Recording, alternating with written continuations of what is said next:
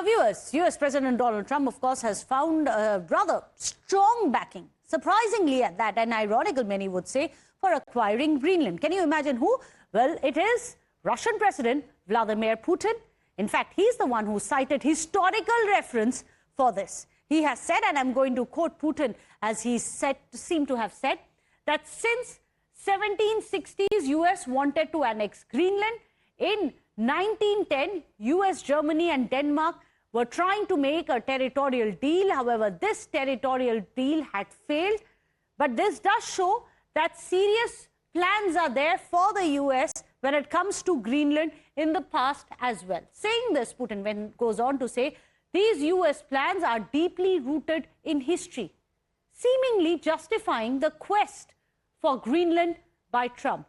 But why? That's the question. Why? And what does Putin stand to gain by backing Trump on Greenland? Well, there are many who said that he may just be eyeing a validation of the annexation of Ukrainian territory by Russia.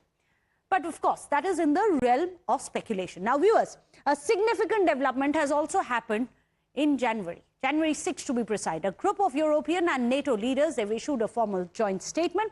They've declared that Greenland belongs to its people and that only Denmark and Greenland have the right to decide its futures. There are countries such as UK, France, Germany, Italy, Spain, Poland, Sweden. They are the ones who have rejected US's claims of acquiring Greenland, which is an autonomous territory of Denmark, they point out. But interestingly, and here's an interesting viral video which we are going to get for you, Italy's Prime Minister, Giorgia Meloni, has been mocking what many have said, a call to distance Italy from the United States. In fact, when the Italian Prime Minister was speaking in Rome during her New Year media briefing, she jokingly asked, what do her critics really want her to do if Trump has ideas about Greenland, which Germany is not backing? In fact, she laughed and said, do you want us to go and storm Greenland? Well, jokes aside, yes, there is a lot of concern about what next. Of course, it's not about attacking or storming McDonald's. What next is the question. Let me go across to our panelists. Joining us today on the show, we have David Sofair, Republican strategist. Also joining us on the show, Wael Awad, a Middle Eastern expert. I'm going to come across first to David Sofair. David, what's happening? What is the grand plan for America, for President Trump? Is he going to redraw the global boundaries, the entire world order as we know it, and where does it end?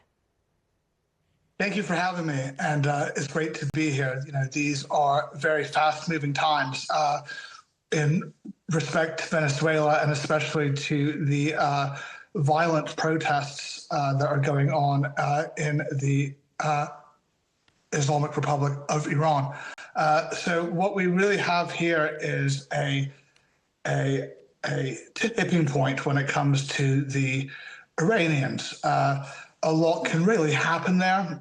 You know, they are they have a very strong revolutionary guard, as we know. The elephant in the room is, will America or different components of the Gulf states strike? So we'll have to see how that unfolds. Mm-hmm. Dr. Awad, would you back direct intervention by America? We know that there are strong, even military action that is being mulled by the Trump dispensation. Well, after what we have seen happen in Venezuela, I think the United States feel that they are above the law and above any international law, and they do it unilaterally and exceptionally. Nobody in the world can do it as the American does. So therefore, we can anticipate and expect anything from the American president. Having said that, I would say that the street of Tehran has been instigated and incited by the United States and Israel, which will backfire on them, because there is a genuine demand in the street of Tehran against the hardship of the economy, and also because of the unemployment, inflations, and lack of freedom for the many of the people there they feel. So therefore, all these have been legitimate for the Iranian and the government trying to address it. But once the United States steps in and Israel, that means there will be a backfire, because we saw during the 12 days attack on Iran by Israel and the United States, the people unified with the government. Therefore, this sort of intervention in the internal affairs of any country is nothing but a policy of the United States, because it's a falling empire. But Dr. Awad, would you agree that there are voices within Iran who are saying down with the Islamic Republic? Yes, it is a sovereign state, but there are voices within who are saying a similar fate should be met to Ayatollah Khamenei as was happened or as was done to Marudo.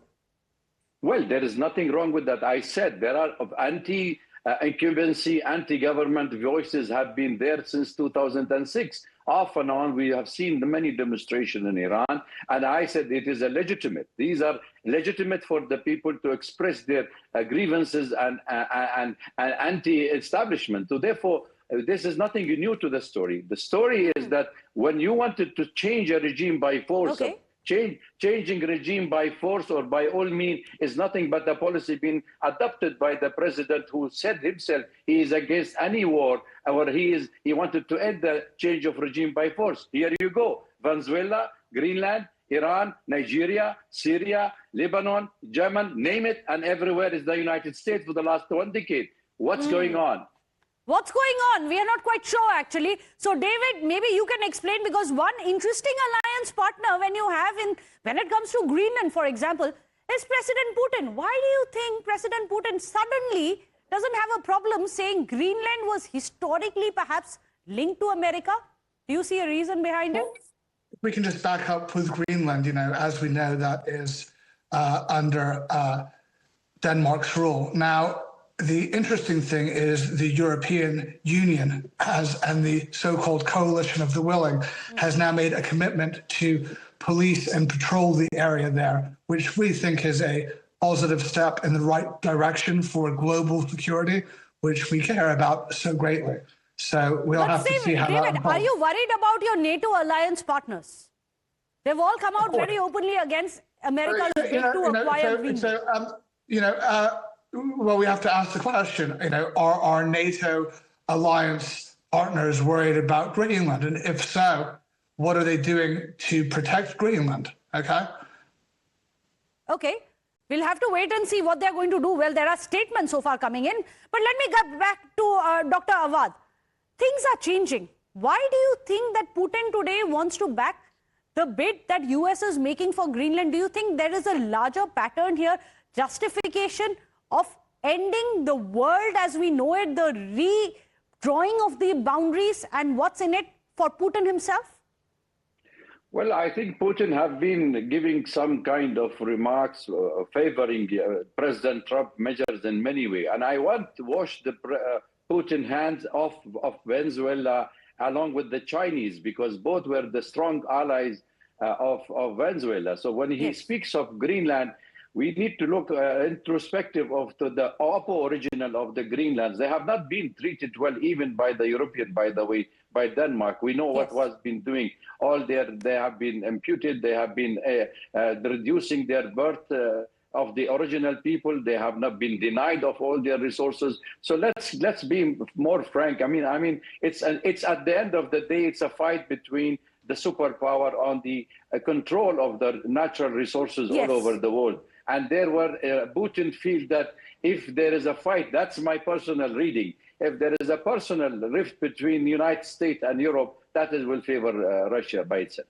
So NATO and United States, if that alliance manages to crack, perhaps it's going to be win-win when it comes to Putin. David Sofair, are you worried about that? Because reordering the world order as we know it, redrawing the global boundaries as we know it, as it appears that America is trying to do, may just come with a cost of alliance partners.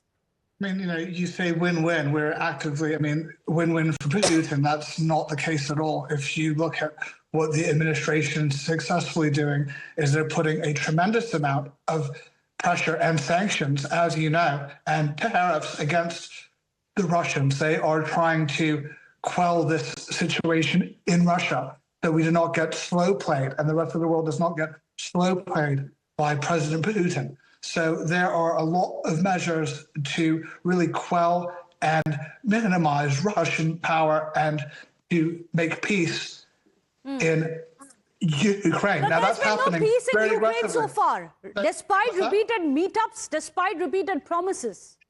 Sure, absolutely. That is, this is taking a long time, and that's why it is fast moving on the American side, and there is fast moving action by way of sanctions and threats and all kinds of meetings, and it's a very proactive administration. Now, in respect to Putin, you can see he's trying to slow roll the whole situation. So it's a very interesting time with very the Russians. interesting time, because the world seems to be in a flux. Last final words, Dr. Awad, what happens in Cuba? where does it end? What happens Where next? does it end? Well, we'll find out. We'll find out is what David Sofair says. Dr. Awad, where does this end? I think it is dragging the world into a third world war. It's more likely, more at the brinks of a war. It's a chaotic situation. There is no international law. There is no new world order. There is no multipolar world. So if we continue with this, I think that the United States is isolating itself globally more than they are achieving, because I think what he has done in Venezuela, not even many of the Americans are happy with his decision. Okay. So that's going to be an interesting one to watch out for internally as well within America. What happens to the world order as we know it? Well, 2026 clearly is going to be a time of rewriting history, perhaps even geography. We'll have to wait and watch. Thank you so much, David Sofair, for joining us, as well as Dr. Awad. Pleasure to have your perspective on the changing world order as we have seen it. Without a short break, don't go anywhere.